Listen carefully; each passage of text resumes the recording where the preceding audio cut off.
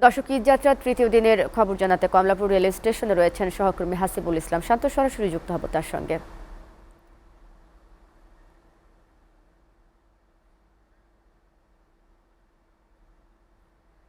শান্ত, ঈদযাত্রার তৃতীয় দিনে Kamalapur rail station থেকে কি কি তথ্য আছে এবং যাত্রী যারা রয়েছেন তাদের আসলে কোনো অভিযোগ আছে কিনা, ভোগান্তি আছে কিনা জানাবেন।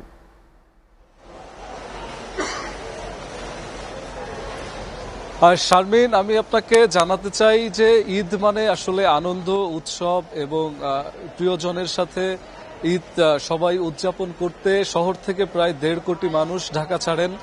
তো এই আনন্দের মধ্যেও আজকে আমি ঈদের তৃতীয় দিনের নিউজ কভার করছি। ঈদের তৃতীয় দিনে এসে কিছু অভিযোগ আমি পেয়েছি এখানে, যে স্ট্যান্ড আপ টিকিট যেটা 25% এই স্টেশন থেকে দেওয়ার কথা রয়েছে, সেই স্ট্যান্ড আপ টিকিটের জন্য অনেকে 2 ঘন্টা 3 ঘন্টা ধরে দাঁড়িয়ে আছেন।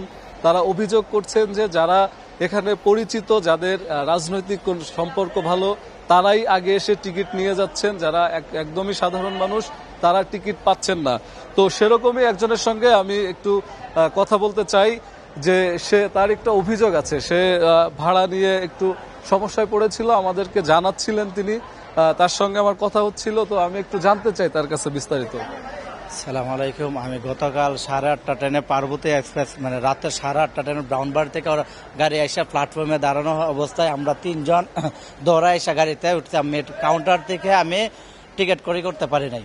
তখন আমি কর্মকর্তারা 3 জনের কাছে আমি গেছি, ভাই আমার তো টিকিট লাগবে। আপনার সামনে বুকিতে যান, সামনে বুকিতে গেলে আপনাকে টিকিট দেওয়া হবে। যখন আমি নৌসন্ধি পার হয়ে আসছি, আমাকে টিটি আসছে, টিটি এসে আমার থেকে 820 টাকা ভাড়া নিছে একজনের। তখন আমরা 3 জন, আমি বলছি আমরা তো 3 জন, আপনার 820 টাকা নেবেন, 185 টাকা স্ট্যান্ডার্ড টিকিট আপনার 800, আমার পাওয়ার আছে আমি নিতেছি।